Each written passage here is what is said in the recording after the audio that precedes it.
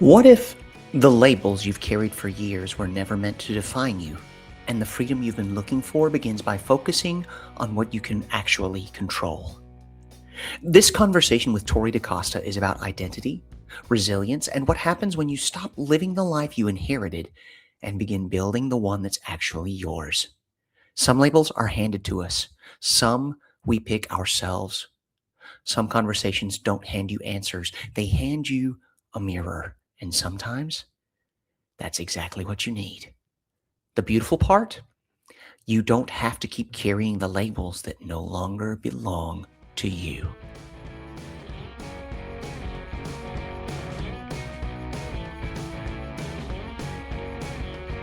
Hello, friends, and welcome to Radical Joy, the weekly practice of fighting for your light. In a world tuned to worry, this is our space to find a different signal. Discover the grounded, defiant, and yes, radical power of choosing joy. This is a vital reminder you are never alone.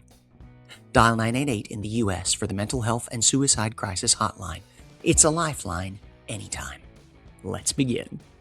Our guest, Tori De Costa, is a business leader, coach, and author who cares deeply about helping people show up more honestly and intentionally in their own lives. Her work is rooted in a simple but powerful idea.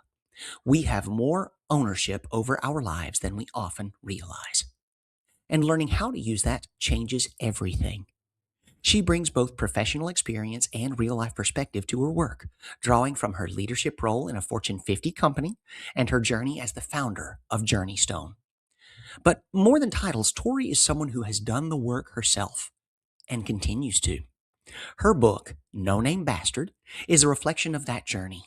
It's personal, direct, and designed to help readers look into their own stories in a new way, especially the parts they might usually avoid, and find clarity in what they can actually control, manage, and influence. At the heart of it all, Tori's goal is simple: to create space for honest reflection, meaningful conversation, and real growth. She and her husband Mike have been married for 26 years and they have two children: Michael, who is fully adulting, and Nadia, who graduates from college next week. Tori, welcome to Radical Joy. Yes, thank you for having me, James. I'm looking forward to this conversation. Same here. I have been looking forward to this for a moment. Every episode before we get started, there's usually a little convo, just sort of like a meet and greet and sort of a get down to business, come to Jesus. And it is always one of my favorite parts of the process because I get to know just a little bit more about the people before the mic and the camera get started. And the more I learn, the more excited I am to have you here with us, especially with that blazer. You're looking so sharp. I really enjoy Thank you. I'm paying homage to you and your brand. I love it. that. Thank you. Now, I want to just jump right on into this. No Name Bastard. Now, what in the world led you to name your book such?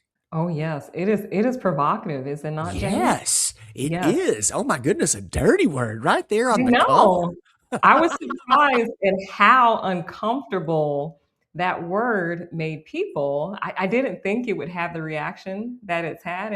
And honestly, James, the people who know me like in everyday life, when they saw the title, they were like, "Oh my goodness, Tori, I've never heard you say a bad word." So I'm like, well, it's not really a bad word. It's in the dictionary. But with that being said, bastard just means, a child born to unwed parents. Very simple. And as I was naming the book, I will tell you this: I don't want to ruin it for people who will read the book, but I promise you, if you read it before you get through the first chapter, you will know why it is titled that way. However, the book deals with identity, it deals with transformation, it deals with labels, it deals with challenging situations. And really, I'm just inviting readers to learn from my experiences, primarily so that they can tap into their own. And there is space for that, space to do the work, because I know that when that work is done, life looks and feels different.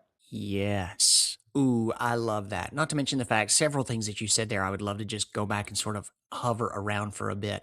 Number one, so much growth happens in the awkward and uncomfortable. And seeing something like that on the cover of a book, say you're strolling through a Barnes and Noble and you pick up one of those guys, you're like, oh, oh, you're almost afraid for people to see you looking at this because it's got that dirty word on the cover. And then you actually see what its aim in sharing that story actually is. You're like, oh, I love it. Number one, it's provocative. It grabs your attention immediately and promising that transformation and finding your way into clarifying that identity is so important. I marvel at how few people in the world truly know what it is they want out of their lives. This is very They follow an old blueprint and it's just they don't take time to check in and reassess maybe that goal or dream has changed. true. Mhm. And it's amazing to me to think that people live to be 30, 40, 50 plus, and they still just keep on going with the thing that they were given whenever they, just started going. Yeah, absolutely. A lot of people are running on a track that they did not build. And not to say that that's not necessarily good, but to your point, there aren't moments where we stop and check in and say, hey, is this really the track that I want to run on? People wake up, let's say 40s, 50s, and they're unhappy, they're unhealthy, their relationships are suffering, they don't feel great about themselves, and they're not really sure why. And they've just gone so many years without really assessing who they are, what they care about, what's important to them. They're just playing the game that they've been conditioned to play. Yes. Oh my gosh. Yeah. We talk about that so often here, and I love that you are just reinforcing that point. Mhm. Again, like you said, there's nothing inherently wrong with doing that. You get your education, you settle down, you procreate, you get the house with the white picket fence, and you do all the things. And all those things have a very specific amount and type of joy that Right. comes in accomplishing those things and doing it well. Mhm. And then you reach a point where you're like, great, I've done all those things. I would consider those things done. Right. What do I do for me, specifically for me? Not in a selfish way, but just to make sure that I live fully. Oh my goodness. Can we double click on that for just a moment? Yes, we can. That's why I'm So saying it. this Please. this is why the book came to fruition, right? So Yes. I have more degrees and more certifications and more licenses than I care to name, James, right? Right. Your listeners were like, wow, she's very well educated. Right. So, but I share that because I was finishing an executive MBA program. And I was, right at the end of the program, and we're getting to graduation. And I should have been very excited, which I was thankful, ton of gratitude. But it caused me to pause and really ask myself, Tori, what is it that you want to do with your life? You've done all this work, you have these, credentials. How do you truly want to impact people? And I just know because of the way I'm built that I feel like I'm winning when the people around me are winning, when they feel supported, when they're growing. So I don't feel like I'm successful unless the people that I am responsible for or the people who I care about are successful. Yay Yes. for them. That works out really well. However, I will tell you, I had that moment of clarity and I said, I need to stop and think about what the next chapter looks like for me because I'm running on that track and it looks great. Everyone's high-fiving you, you're doing great. And then you realize you're not fully aligned.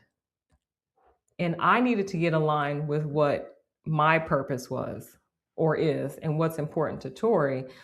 And the idea for the book came from that. And I will tell you, I had a few people in my life that were concerned. They said, Tori, aren't you concerned about the impact this will have on how people perceive you, on your career? There's just so many things that could go wrong. And I didn't care about any of it, James. I said, there's too much that can go right. And I will say this just so listeners are aware. The subtitle of the book is How Our Lives Teach Us What We Can Control, Manage, and Influence. We have Yes. to be really intentional on this walk. And if we're just going blindly or, following the path that someone else built, we will not have lived out the purpose or used our gifts in a way that is gratifying for us and beneficial for others. Ooh, man, I'm glad you're here. You are speaking to my heart right now. Yes. The thing that you keep doing, by all metrics, hugely impressive, means success in every language we know. You've gotten all this Mhm. education, these incredible credentials. You have boatloads of preparation, and the action is what was necessary. Not that you weren't acting, it's just that you continued to prepare. And then Mhm. what you did was you felt led to do the thing. You did the thing. There were people who were very much trying to protect you and keep you safe, Right. and you knew there was something that you had to do. During this growth, there will be parts of your life that will fall away. That's just the nature of the beast. And that is a Absolutely. terrifying thing to face because you don't know who and what those things will be until it's already happened. Mhm. And to live fully, to fully realize what it is that you were put on this world to do, sometimes you have to cross that threshold and you've got to see where those chips fall and you got to keep trucking. Hats off. I know that is a huge step. Well done. Yes, thank you. And part of my message is around taking challenges and using them as fuel. So there are many moments in my life where challenging things were happening, hardships were, coming in my direction or my realm, however you look at it. And I was just like, oh, I don't feel like dealing with this. I don't want to have to go through this, right? Because it is uncomfortable, it is emotionally taxing, it is time consuming, whatever it is. Yes. And I quickly realized that that's the shortcut to growth. Going through those hard and challenging moments, that's the game changer. So when my mindset shifted and I recognized, okay, not only should I embrace the challenges and use them to allow me to become stronger, because if I'm stronger, it's not just for my sake, it's because I'm supporting and helping someone else as well, right? Yep. But if I can use that and then not only use it, James, I'm going to flip the game. I'm going after it. So, how do I find that thing that's harder or challenging and helps me to grow faster?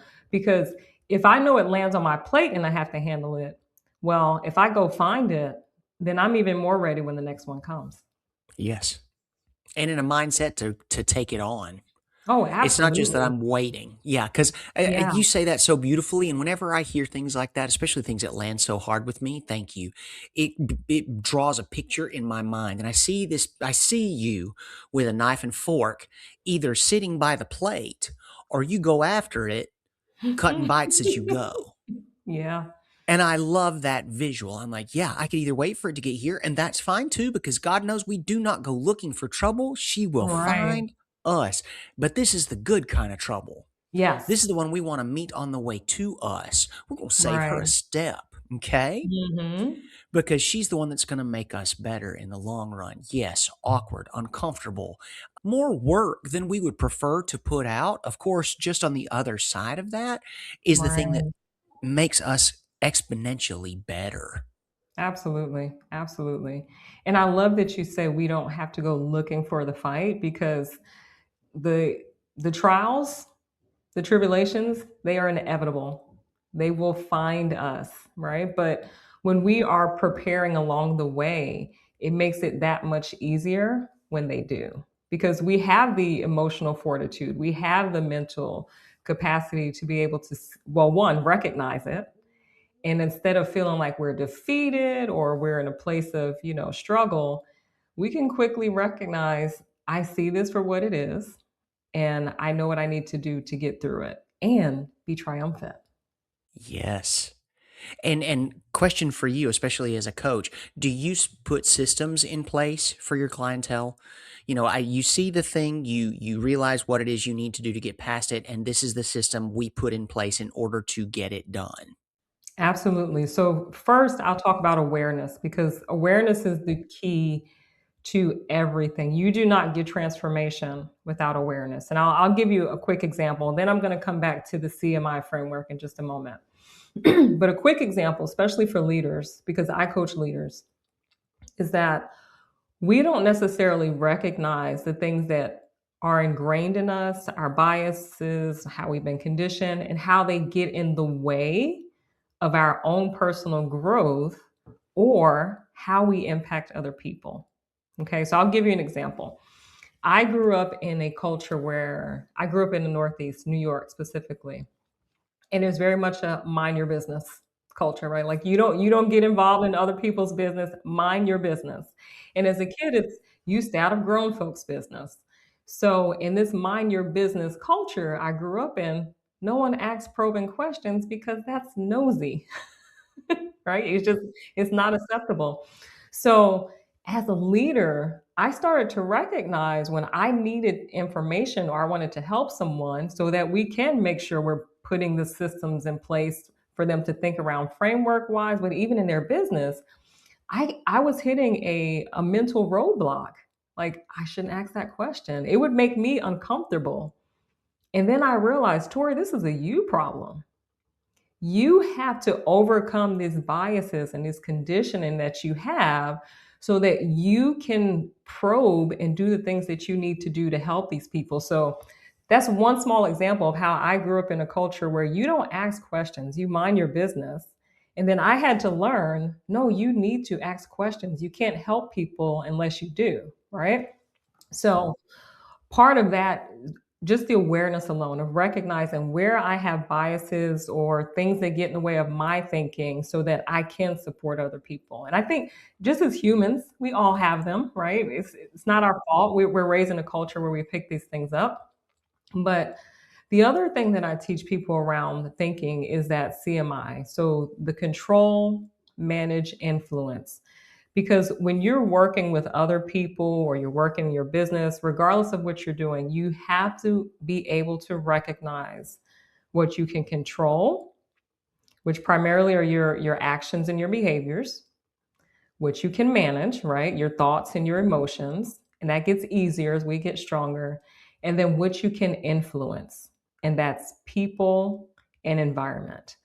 A lot of time, I see people trying to control things that they truly only have influence over. And if someone's trying to figure out what you can control versus what you can influence, is very simple. If there's another human involved, you do not have control. You have Accurate. very simple. Sorry, I hope that's not inappropriate, but like that's really funny and so very true. Nice. Okay. Yes, yes. So just thinking along those lines and helping people start to bucket situations either personally, professionally, in their business, and where does it fall, right? And probably the most challenging piece is the managing because the emotions will come, the thoughts will come, and it does take some practice, one, to recognize what you're feeling. Like you have to acknowledge it. You can't just say, well, I'm not angry, I'm not upset, that doesn't bother me. And everything in your tone says that it does. Right? We have to be honest with ourselves. So learning to manage what we're feeling. And the first step to that, of course, is recognizing it. And then the thoughts that follow. And a lot of times people play the blame game, right? It's what's outside of them beyond what they can have any control over. So bringing it back to what can I control? How can I show up in this situation? And that can impact laterally, it can impact, dealing with people above you and also subordinates in a big way. Yes. Agree. Yeah. The thing that I love that thought is if there is another human being involved, what you have is influence and not control. Like, oh, that's amazing.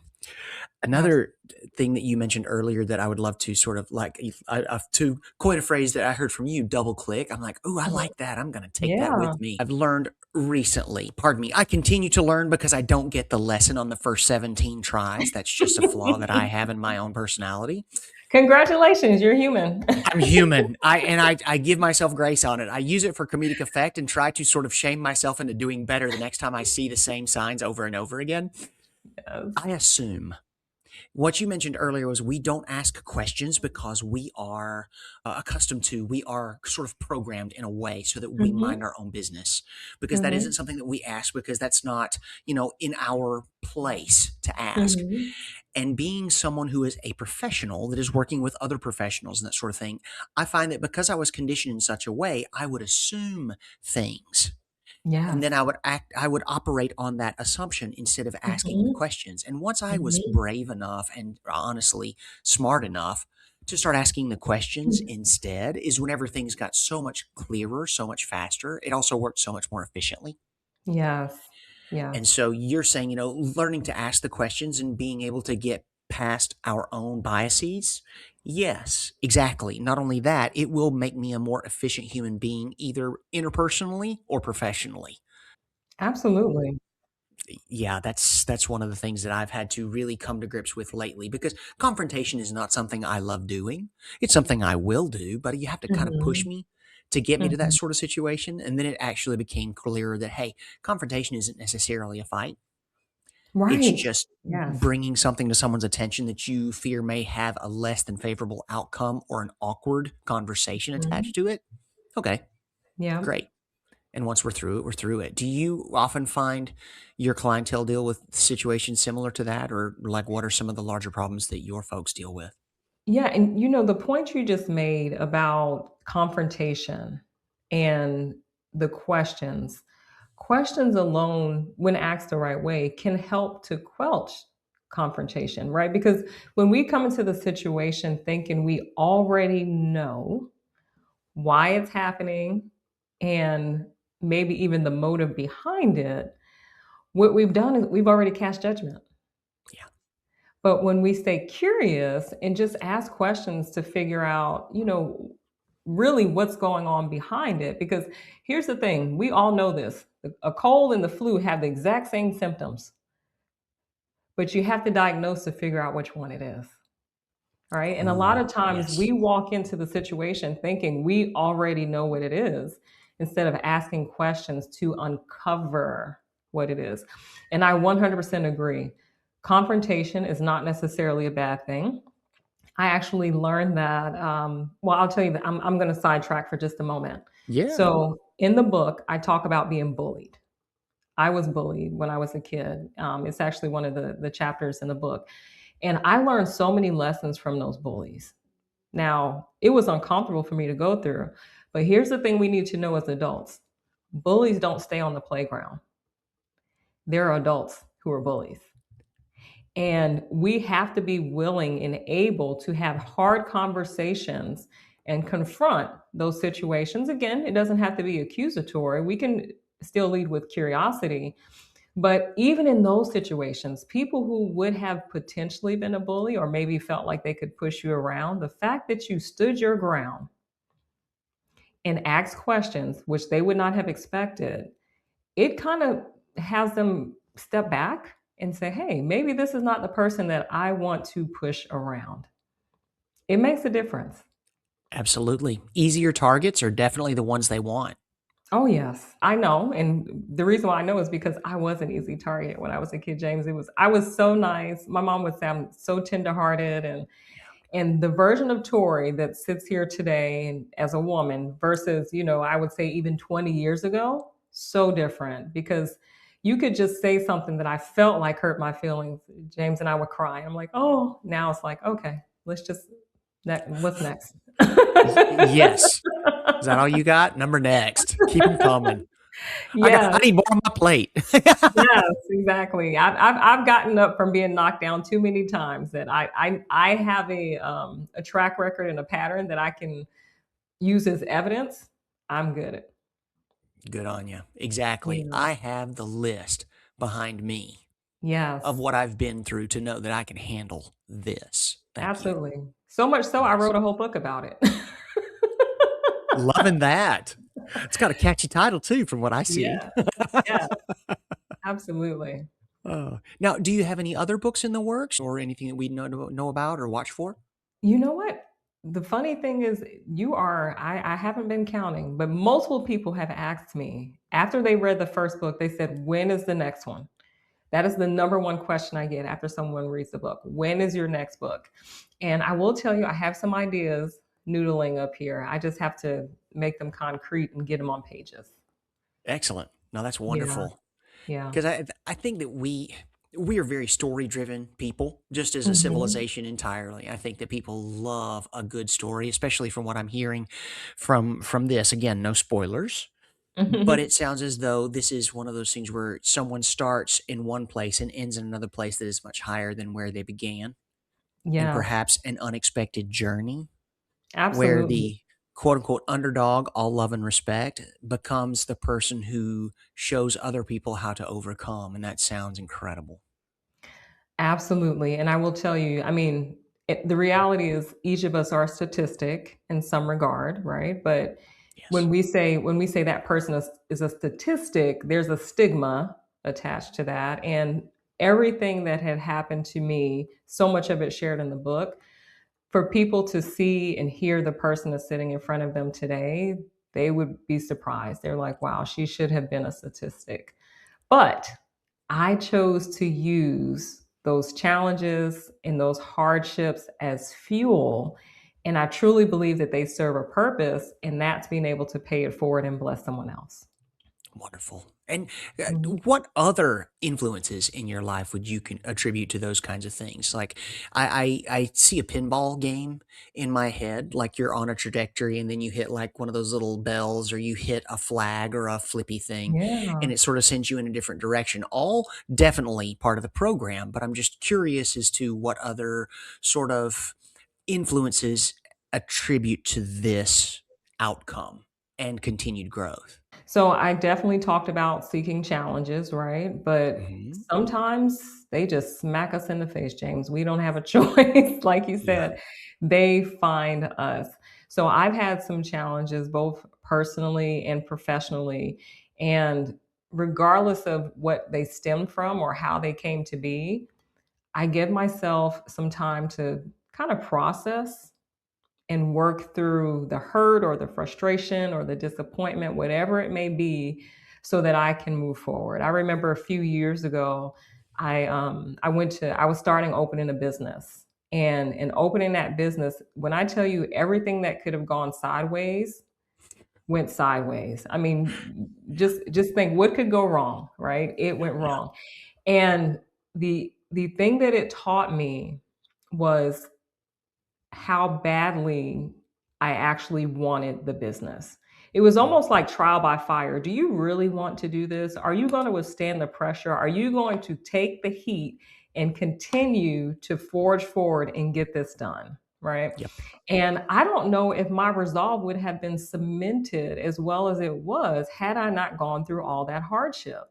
So Yes. I really, again, I think there's such a blessing in the challenges in the process. And then another big part of it for me is just faith, right? Like I've very often gone back to my faith and what I believe. And I don't believe that things happen to you. I believe they happen for you. Like all Yes. things work for our good. And Yes. the f the first time I adopted that mindset, it changed the way I viewed everything that was happening to me that I did not like, right? It was like, "Okay, Tori, you don't like it. It doesn't feel good. It's not comfortable. In Yeah. fact, you would get out of it the if you could just snap your fingers and be done, you would." Yeah. And then I realized there's actually a blessing in going through this. Yes. And then that's when Agree. it all started to feel a little different. I love that you said that. We continue to sort of ring around that rosy here too. The universe Mhm. continually conspires for our success. Oh, yes. And Yes. then to go back to what you were saying about starting your business, there are so many challenges that come to it. The way we love to look at it here is the fact that the universe. Now I don't call all these things she for a reason. Like she just wants to know better. Like she keeps checking in with me to make sure that I'm doing all the things. She's asking questions. She's being curious of my goals. So whenever I start something, these challenges come in or these questions or these options come in. Mm. Like, are you sure you want this? Because there's this over here on the side that you might be able to do quicker and easier. It might make you a little more money. You might not enjoy it as much, Mm. but it'll get started a little bit quicker. What do you think? What do you think?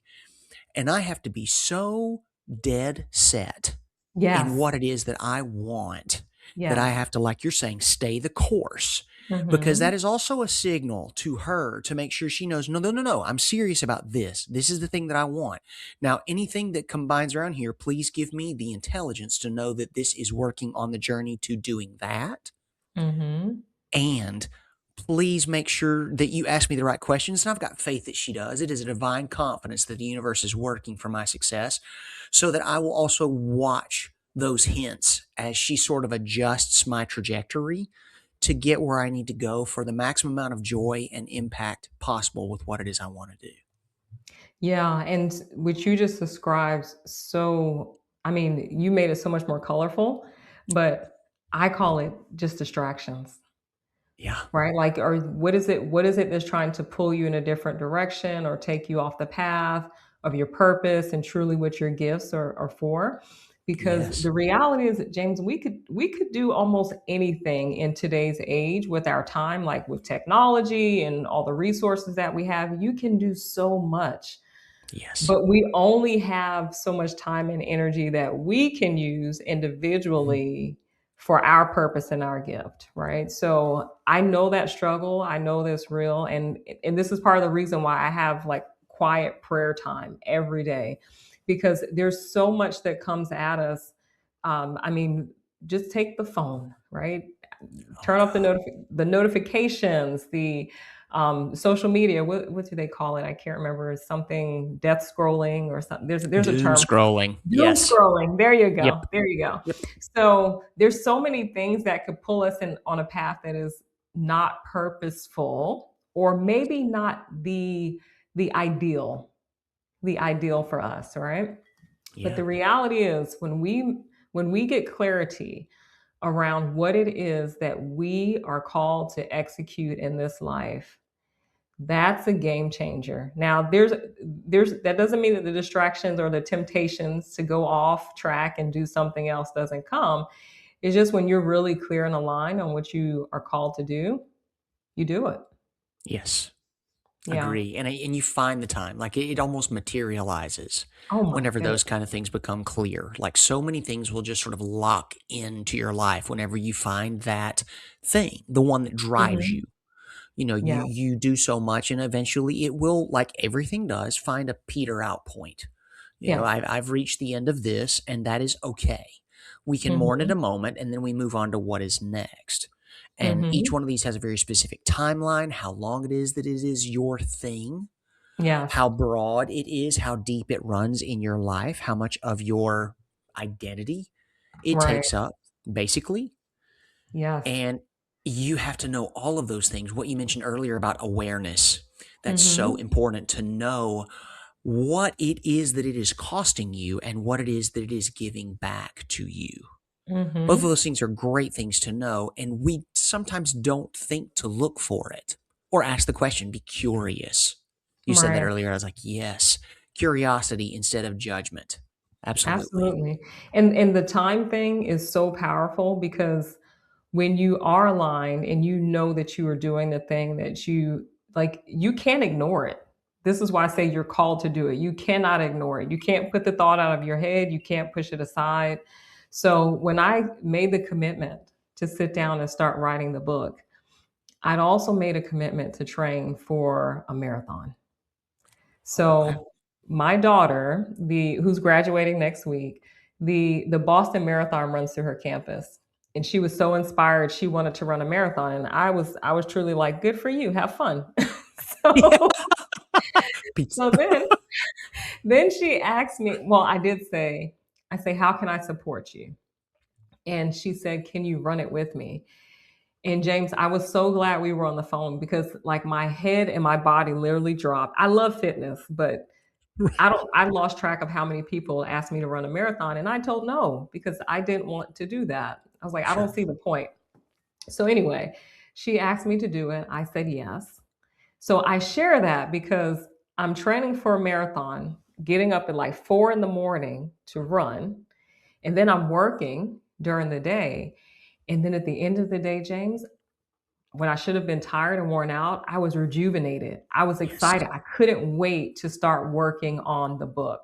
So it was for months, it was marathon, work, book, and then Saturday, book, right? Like I would take Sunday to rest. But that energy and that excitement was there because the purpose and the alignment was there. So I didn't mind giving it the time and the energy that it needed for it to be successful because I understood why it needed to get into the world.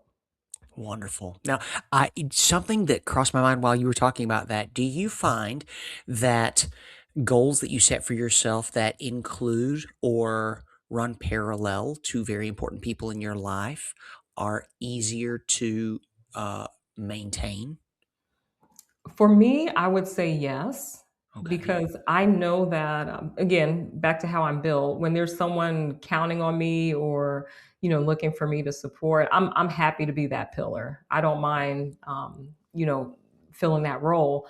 But this may be, I'm going to give you a little bit more than you asked for today, James. You ready? Great. Yeah. Okay.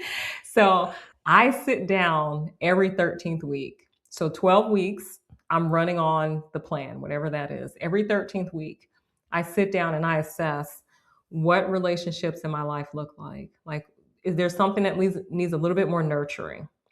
Is there something that maybe needs less nurturing? And what is it that I'm trying to accomplish personally? What is it that I'm trying to accomplish professionally? And I have an alignment check every 13th week. And then I ascribe, I say, what does success look like at the end of the next 12 weeks if I go through this exactly as planned, or if I execute the way I intend to execute? And that has also helped me to progress more quickly because there's intention behind it, right? I'm determining what needs to be done. I'm putting some action steps behind it and creating a plan. And then guess what? I'm running on Tori's track, not the Nice. track that someone else built. And that's once a quarter, right? That's 52 weeks. I did the That's math and I was like, okay, nice. Oh, yeah. No, You that's got it. brilliant. You got it once a quarter. So No, some people said, I've never set New Year's resolutions. It's never worked for me. So, that's by the fine. time you get to March, you're like, wait, what was I working on? Maybe even February. Yeah. So I sit down every quarter and have that time intentionally. Now, when you talk about the relationships that you work on or assess at the end of every quarter, is that like a list that you keep? Do you add and subtract to it from it? Or is it like the same people usually every time? How does that work for you? Yeah, so that is such a good question. No one's ever, I mean, I don't talk about this a lot, but yes, sometimes people are added, right? And Right. and there may be relationships that when I say need less nurturing, maybe they are draining. Maybe those folks just aren't appreciative of the time and the attention, whatever the case may be. And we kind of have to protect our mental health and our emotional health in that way as well. Sometimes we just need a break from some folks, James, and that is okay. So I'm so glad you said that. Yes. yes. But the reality is, there are people that I have interactions with all the time, right? Like my Mhm. husband, I live with him. My children, I talk I to live all the with that time. guy. I mean, that's kind of how it works around here. Right. Uh, and then, of course, I have my children, but they're not here most of the time. Yeah. So just being mindful of, the time that I'm spending talking to them. Am I seeing them enough to keep the bond close? And then I think about some extended family members and then friendships and professional relationships as well that I want to continue to nurture. Because the reality is, I think for most people, and this is definitely true for me, we get so busy that you can go weeks and months and months and months. And I mean, depending on the relationship, years Yeah. without talking to a person, right? So Mhm. just being mindful. And it doesn't have to be anything elaborate or big. I may just say, hey, Tori, remember to text this person, a few times over the quarter. Just check in on them, see how they're doing, Sure. let them know you're thinking about them. And then there may be someone else I'm like, okay, we need to date. I'm going out with you. We're going to hang out. So those type of things. It I love that. I especially love the fact that you put them in their specific drawer in the filing Mhm. cabinet. I think that's really important, and people will move from drawer to drawer. Like, this is the date section for this quarter, and this is the text section for this quarter, and this Yeah. is the back burner section for this quarter. Mhm. And I love that you said that. I think it is perfectly okay. Come at me if you want, anyone listening, that there are people in your circle that need a little cooling off period. Folks Mhm. don't realize where they are. And this is another thing where, again, confrontation is not a fight. If it gets to a point where the cooling off needs to become a separation of sorts, I'd recommend bringing that to their attention Oh, yes. and Mhm. knowing that you need to spend a little space from one another during that quarter just to sort of like reassess what's going on in that bond. Mhm. Perfectly natural and often encouraged. Because if that's what you're feeling, go with your gut. Your instincts know, and just roll with that. Yes, absolutely. And, we only have so many hours in a day, and relationships take a lot of time and Yes. energy and effort. And I don't have any relationships like this personally right now, but I do have friends that have come to me and asked questions because they felt like they were in friendships or relationships where they were giving, giving, giving, giving, giving, and giving, and there was no reciprocation. Yeah. So those are things we have to be mindful of. And then the other thing, of course, is just I think you touched on it, earlier. As we grow and life changes and things look different, some people do not move to that next space with you. And that's okay. It's not that you don't like them, it's not that you don't love them. It's just that some relationships have a natural attrition, and that's totally fine. You'll see them on Facebook. Keep liking their It pictures or something.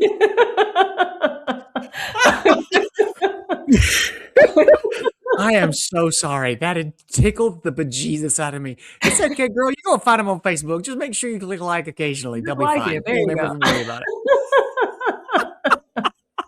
That is the most applicable advice and counsel I have heard in a moment. You know what? The crazy part is some of those folks will never even notice as long as you show up, no matter Mhm. how small it may seem to you. That's still Right. showing up to some people. That and thank goodness. Because honestly, for some of those folks, I'm like, great. If that's all you need, that's really all I have the capacity and bandwidth to offer right now. It's got Yes. nothing at all to do with you. It's all the other things that I have in my quarter going on. Mhm. Mhm. And Absolutely. as long as you're pretty upfront and straightforward about it, I think a lot of people are very understanding. Oh my It's goodness. just So yeah. yeah, please. I will tell you, we had so I've had very busy seasons in life depending on what was happening. And I call them come to Jesus meetings. So Yes. whoever it is that's in my circle all the time, and I'm in their circle all the time, and we have very close, intimate relationships, so much so that there's expectations, right? Because that's where disappointment comes from, expectations. So if Yes. that person has expectations of me that are realistic, we have a come to Jesus talk before I go into a busy season. And it sounds like this: I love you. I just want you to understand what's getting ready to happen over the next, 6, 8, 10, 12, however many weeks. And you won't hear from me as much, but it doesn't mean that I don't love you. I just don't have as much time. And they're okay with that. Everyone's fine with it. They're like, "Oh, thank you, Tori. Thanks for letting me know." I'm like, "Yeah, I love you. You just won't see or talk to me as much over the next little while." It's Yes. worked It's out not fine every single time. every time because it's not Mhm. passive aggression. That's the thing. I think whenever you disappear without a trace, people feel slighted. They feel Yes, disrespected just because they are not privy to the reason why. If yes. you preface that entire season with the fact, like, hey, this is coming, heads up, it's got nothing to do Mhm. with you, it's definitely got nothing to do with us. It's Right. just the way of the world right now. I'm launching into projects X, Y, and Q. Mhm. So we good? Amazing. Yes. That's why there are people. They get it. Absolutely. Absolutely. And communication is vital for every relationship. And when Yes. you have the ones that you really want to, continue to nurture and preserve because they're important, you don't want anyone to take anything the wrong way. Or here's what I've learned: in absence of a story or a narrative or an explanation, people make up their own. So Yes. if I go ahead of it and I give you the story so you don't have to make one up, we're good to go. Exactly. Just like what I was talking about earlier with assumptions. If I don't Right. ask those questions, if I don't get Yeah. over my own discomfort and the way that I was raised or conditioned, I'm Mhm. going to operate on an assumption that could, in all likelihood, be very far from the truth of exactly what's actually Absolutely. happening. Yeah. Absolutely. And you know what? I'm gonna make a hard shift on this, James. Stay with me. I'm taking us Yeah. in a different direction. Ready. Ready. Because we're talking about stories and narratives, right? Yeah. And I think it's really important to, again, we're kind of shaping the narrative and in the story with others, but we have to be mindful of the narratives we're shaping with ourselves and the stories we're telling ourselves and the the rumination or that thing that just we keep quietly saying it inside, it never gets said aloud, and it impacts how we believe, what we feel about ourselves, and of course how we show up with others. But that's so important because I think a lot of people, like, we're very intentional about managing the outward, but how good are we managing the inward? Yes. And that's where it all begins, isn't it? Yes, yes, That's where so it much so. all begins. If you can find a way to manage that on the inside to make sure that you are safe, healthy, and aligned, Hmm. those things put so much influence and impact on the rest of your world, it is almost comical. Yes. People sometimes make the mistake of looking at that as selfishness, Mm, whenever it's just making sure that the self is taken care of first, and then it sort of ripples out from you like a stone in a pool. It's yeah. like, as long as I am solid and I feel as though I am well provided for, everyone who comes in contact with me, whether I am giving or receiving, knows they can feel it that I am in a very good place to send or Mhm. receive. There's 2. One is kind of a cliche and the other one is an analogy, but I'll share them. So, the cliche is you can't pour from an empty cup. Yep. If We've we're heard that const one once or twice around here. Yes, right? If you're Yeah. constantly giving, giving, giving until there's nothing to give, then at some point you are not good for yourself or anyone else. And then the analogy or the example I think about is when you fly on an airplane. And they always say if you have a child or someone that's a dependent flying with you and the oxygen mask drop, make sure you put your own mask on first and Yes. then you put it on the other person. So I used to feel so guilty about what we call self care or being mindful of my mental and emotional state and not just doing, doing, doing, doing, doing for the pleasing of others, which is very intensively discussed in chapter 1 of that book. But I had to learn, like, I am wearing myself out. I'm doing things that other people want me to do. And not only am I putting my own dreams and desires on the back burner and on pause, but I'm just unhappy and Yes. ineffective, right? Like you were doing so much to please other people that you lose yourself. Yes. And what good is that to anyone? Thank you. Agreed. People came to you because you are you. If you are Yes. giving so much away, there is nothing left. There is no you there to offer. Absolutely. 100%.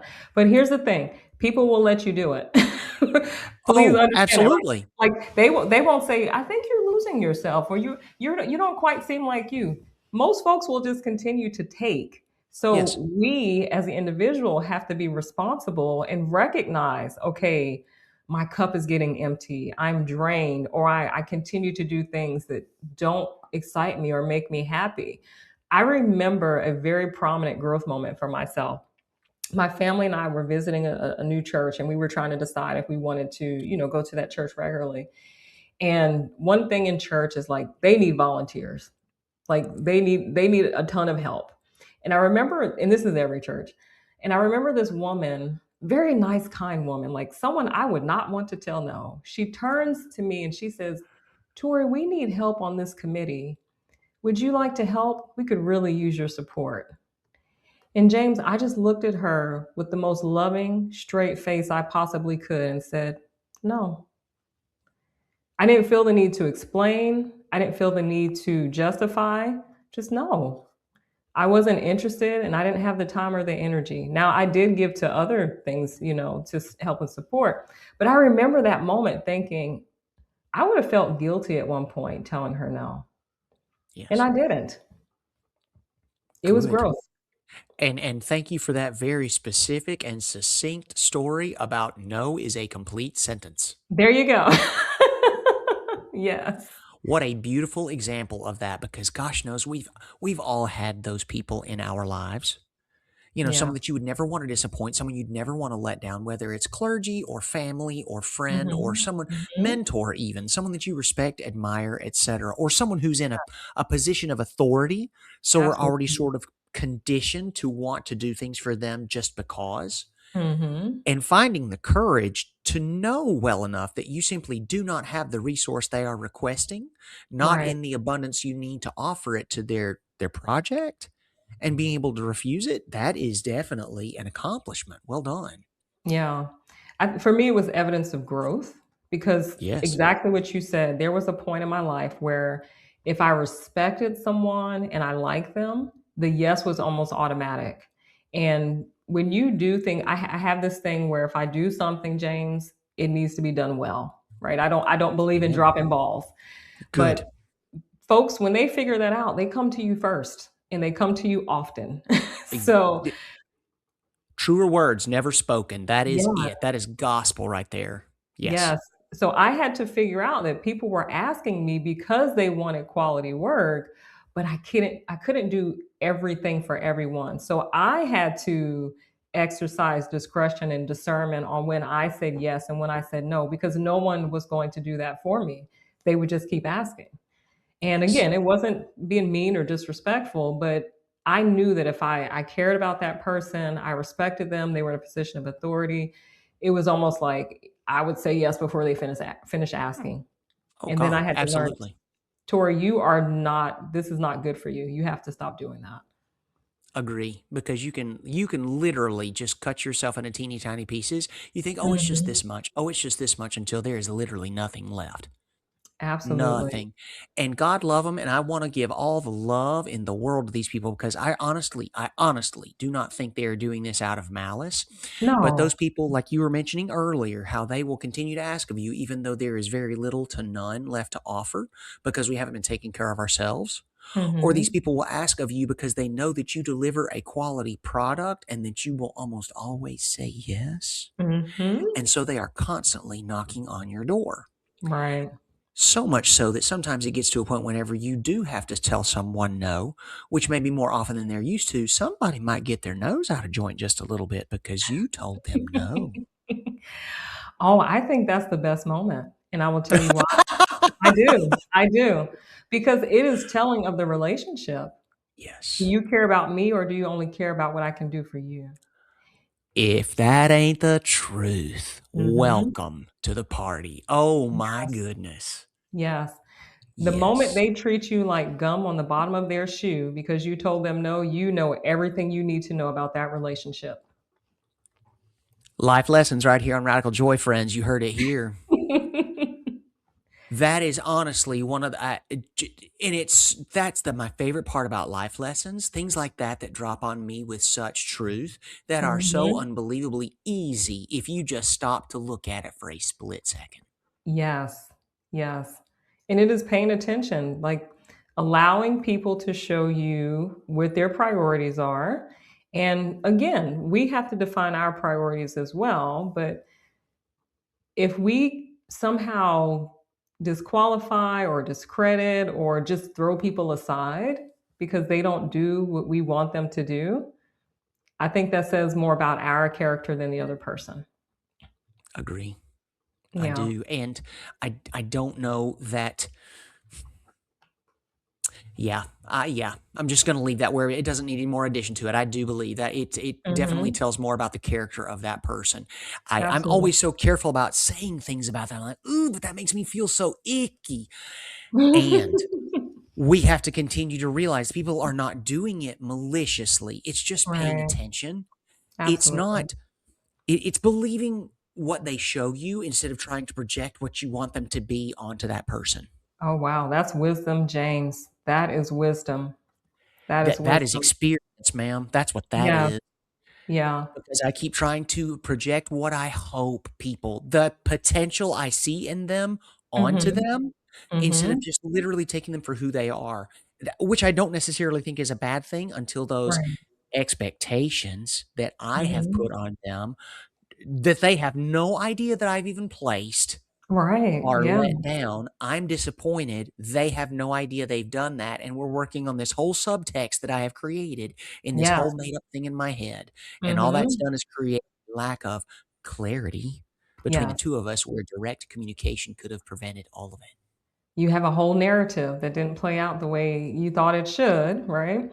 Right. And one of I think one of my, I'll say indicators of growth and maturity for us is that when we can recognize that or see that in people, right? So you made a great point about what we project or what we hope or what we expect for them to be, and just allowing them to be who they are, even if it's ugly towards us, whatever the situation may be, and loving them anyway. Ooh, Like, I'm not going to hold any hate in my heart. I refuse to walk around with a grudge. I literally do grudge checks. Like, if someone gets on my nerves, I'm like, "Okay, Tori, you have to love them. Don't walk around angry or upset or holding on to, feelings. Just let it go. They've shown you who they are. Love them anyway. Keep it moving." Because yes. we know what that does to the body, and I'm like, I have a friend who laughs at me because I said, nothing on this earth is worth making me crazy fat or gray. I'm not gray yet. I have like three gray hairs. Thank you. It's not doing it, James. Amazing. I'm not doing Don't do it. Ain't worth it. Nothing. Ain't nothing worth it. it. Yes.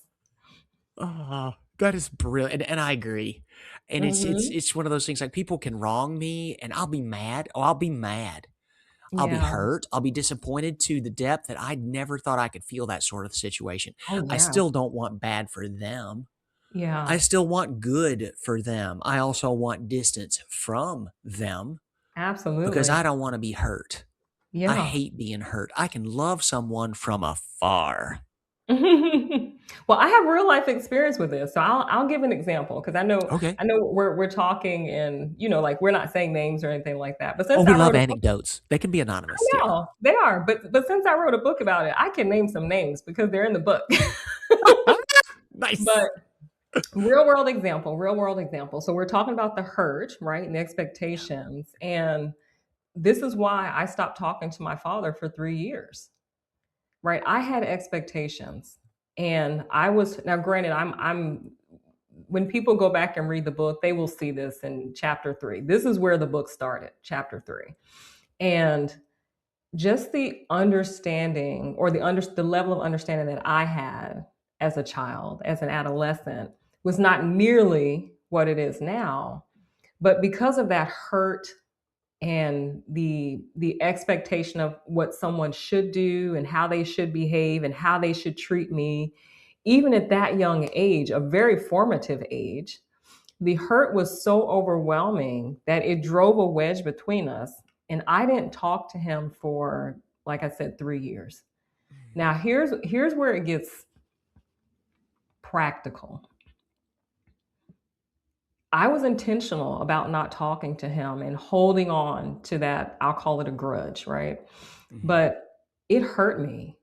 I mean, physically, the day that we came together and it felt like an explosion emotionally for me and rectified the situation, I felt like someone took a weight off of my chest. I didn't realize that my heart felt like it was wrapped up in weeds. My chest felt heavy. I had all of this pressure within my body from holding on to that I didn't even realize was there. Yeah. But the moment I let it go, I was like, wow, I didn't realize I was carrying the weight, which is why, because I have a real life example, I know what it does mentally, I know what it does emotionally, I know how it feels physically. I just refuse to go back to that space again because it is so unhealthy. And again, this is with someone like, how could you not love your dad? Like, that is one of the closest people to you in the world. Yeah. But the hurt was so jarring and, in my mind, egregious talk about space. I was like, I don't care if I don't see you. It was Yeah. life changing. So I share that because, most of the things that we deal with on a day-to-day basis, they're just minor offenses. We can push them aside if we choose to, right? Like we can choose to be offended, and hurt is real. Like I get it. But at the end of the day, the question I ask is it worth it? Is it worth the price that we would pay for holding on to it? And for me, it's just not. I let it go. That is a beautiful way to live. And honestly, it's things we talk about here. It's like, okay, everything means so much, and so much of it means nothing at all. Like you've really Mm, got to know where yeah. your priorities lie. Yes. And if this ain't top of the list, it's not Hmm. even on the list. So we just brush it aside. Yeah. Yeah. Focusing on those important things and making sure what's really important stays there. And Hmm. all the other kind of stuff, great. If we can hold on to it, if we can keep it, fantastic. And if not, please understand that the important stuff is still here. That's where you can anchor your life and your soul and your happiness and all these other kind of things that are so important. And all the other things we can just sort of brush aside, because as long as we've got the most important parts, we're going to be okay. I cannot pass up on this moment, James. And that is how we find joy. That's all we're trying to do here. Yes, truly. That's all we're trying to do. Tori De Costa, thank you so much for joining us here today on Radical Joy with CLW Studios. What a wonderful conversation. Thank you for having me. Friends and listeners, everyone out there hearing the sound of my voice right now, we're going to have all of the contact information in the notes for today's episode, where you can buy the book, where you can follow her on social media, where you can contact her for coaching or speaking engagements. Please, please, if you've enjoyed, since you have enjoyed today's conversation, feel free to reach out and learn more about Tori De Costa and the wonderful things that she's doing. If this is your first episode with Radical Joy, thank you so much for joining us today. What a wonderful starting point for your journey with us. If this is not your first episode, welcome back.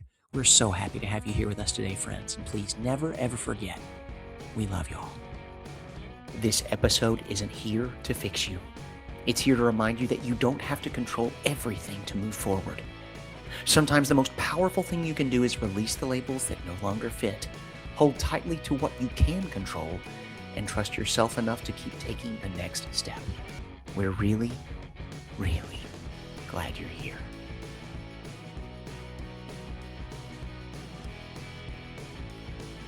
I am not a therapist or a medical professional. If you're experiencing a mental health emergency, please call 988 to reach the National Crisis Lifeline. This content and other content produced by CLW Studios and affiliated partners is not therapy, and nothing in this content indicates a therapeutic relationship. Any opinions of guests on this podcast are their own and do not represent the opinions of James or CLW Studios. Please consult with your therapist or seek one in your area if you are experiencing mental health symptoms. Everything in this podcast is for educational and entertainment purposes only.